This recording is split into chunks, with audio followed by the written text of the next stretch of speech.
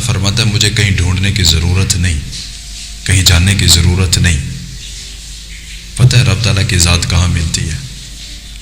اللہ تعالیٰ فرماتا ہے حدیث مبارکہ کا مفہوم کریمہ کا علیہ الصلوۃ والسلام نے بتایا کہ اگر رب کو ڈھونڈنا ہے نا، رب کو، تو ٹوٹے ہوئے دلوں میں ڈھونڈا کرو۔ جن کے دل لوگ توڑ دیتے ہیں نا، جن کو لوگ اذیتیں دیتے ہیں، رات دن رلاتے ہیں، کریمہ کا علیہ الصلوۃ والسلام نے فرمایا کہ رب تعالیٰ ان ٹوٹے ہوئے دلوں میں ملتا ہے۔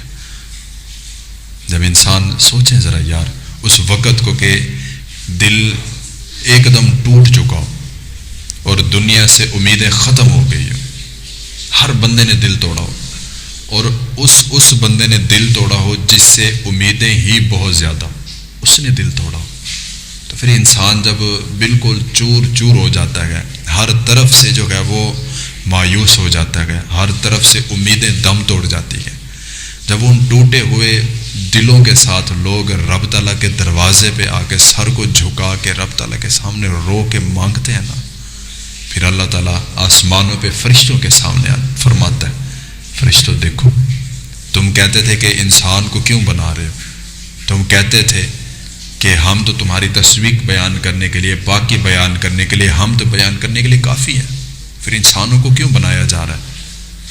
تو پھر رب تعالیٰ فرشتوں کے سامنے فخر کے ساتھ یہ بیان کرتا ہے، بتاتا ہے کہ فرشتوں دیکھو، آج اس کے اوپر مصیبت پڑی نا، یہ کسی دنیا دار کے دروازے پہ نہیں گیا بلکہ یہ میرے دروازے پہ آیا، اس کا دل ٹوٹا نا تو یہ دنیا والوں سے امیدیں نہیں لگا کے بیٹھا، یہ سیدھا میرے پاس آیا، اور اس نے آ کر یہی امید اور یہی آس لے کر میرے دروازے پہ دامن پھیلایا کہ یہاں سے ہی خیر ملنی ہے، کہیں اور سے نہیں ملنی۔ تو اللہ رب العزت فرشتوں کے سامنے فخر فرماتا ہے کہ دیکھو دنیا سوئی بھی ہے، لیکن یہ میرا بندہ جس کو اس بات کا مکمل اطمینان ہے کہ میرا رب سنے گا اور میرا رب اس کا مداوع بھی کرے گا، یہ میرے پاس آیا، اس نے میرے سر پہ، میرے در پہ سر کو جھکایا، اس نے مجھ سے امیدیں وابستہ کی، اس نے مجھ سے مانگا۔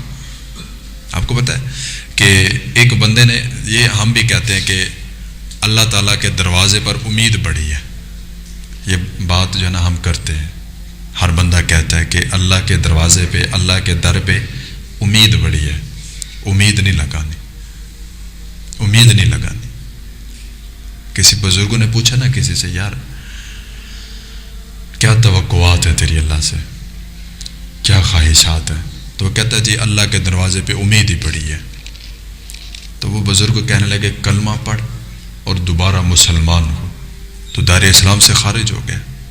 کہنے لگے حضرت میں نے تو کوئی غلط بات نہیں کی، میں نے تو یہ کہا کہ میری اللہ پہ امید ہے، اللہ کی ذات میں مجھے پوری امید ہے۔ وہ کہنے لگے نام اللہ کا لیتے ہو، ذات اللہ کی ہو اور صرف امیدیں باندھی ہیں، امیدیں تو ٹوٹ جاتی ہیں، امید تو لوگوں سے باندھی جاتی ہے، اللہ سے امید نہیں باندھنی چاہیے۔ جب بھی بات کریں پتہ کیا کہنا ہے، مجھے اللہ کی ذات پہ یقین ہے، مجھے امید نہیں، مجھے اللہ کی ذات پہ کیا ہے، یقین ہے، اور میرا رب میری بات کو سنے گا اور مجھے وہ چیز عطا کرے گا جو میں مانگتا ہوں۔ مجھے رب تعالیٰ کی ذات پہ یقین ہے، امید نہیں۔ سرکار کا در ہے، در شاہاں تو نہیں ہے، جو مانگ لیا سو مانگ لیا اور بھی کچھ مانگ۔ بھائی اللہ کے دروازے پہ آئے ہو، احکم الحاکمین کے دروازے پر آئے ہو، سر جھکائے بیٹھے ہو اور صرف امید لگا لی، امید نہیں، یقین رکھنا ہے۔ اگر کسی نے زیادتی کر دی تو اللہ پہ چھوڑ دو، کسی نے گالی دے دی اللہ پہ چھوڑ دو، کسی نے ناحق تمہارا کچھ مار لیا تو اللہ پہ چھوڑ دو۔ آپ کو پتہ ہے حدیث مبارکہ کا مفہوم ہے، حدیث کا کہ کریمہ کا علیہ الصلوۃ والسلام نے فرمایا کہ اگر کوئی بندہ کسی کا ناحق ایک ٹکا مارے، ایک روپیہ نہیں، ایک پیسہ نہیں، ایک اٹھنی چونی نہیں، ایک ٹکا، بالکل لو لیول پہ، جس کے نیچے کوئی کرنسی کوئی چیز جاتی نہیں ہے، ایک ٹکا بالکل چھوٹی سی چیز، کریمہ کا علیہ الصلوۃ والسلام نے فرمایا اگر کوئی بندہ کسی کا ناحق ایک ٹکا مارے گا نا، قیامت کے روز اللہ رب العزت اگر اس نے اپنا حق مانگ لیا تو جس نے مارا ہوگا اس سے اللہ رب العزت 700 نمازیں وہ جو جماعت کے ساتھ پڑھی ہوں گی اللہ رب العزت اس سے لے کر اس بندے کو دے گا جس کا حق مارا ہوگا. تو ہم کتنا حق مار کے بیٹھے ہیں، کتنا لوگوں کے مال کو بٹور کے بیٹھے ہیں، کتنا لوگوں کے پیسے کھا کے بیٹھے گئے. تو پھر ہماری تو پتہ نہیں نمازیں بھی 700 نکل ہیں تو بڑی بات ہے. اللہ رب العزت نے فرمایا، کریم آقا علیہ الصلوۃ والسلام نے فرمایا کہ جوڑنے والے بننا، توڑنے والے نہیں. ہمارے ایک بزرگ تھے، ان سے کسی نے پوچھا کہ جی کینچی ہے گھر میں؟ کہنے لگے نہیں، کینچی نہیں رکھتے ہم گھر میں. اب تو ضرورت ہے ہر ایک گھر کی ہوتی ہے، لیکن یہ ان کا ایک تقویٰ تھا. پوچھا کہ کینچی مل جائے گی؟ کہنے لگے نہیں، کینچی نہیں رکھتے ہم گھر میں. پھر کچھ عرصے بعد ان کو سوئی کی ضرورت پڑی، سوئی مانگی. کہنے لگے سوئی ہے. کہنے یار کینچی نہیں ملی، سوئی مل گئی. تو پھر وہ جو بزرگ تھے وہ کہنے لگے یار کینچی سے نا مجھے نفرت ہے، کینچی کاٹتی ہے اس لیے مجھے اچھی نہیں لگتی.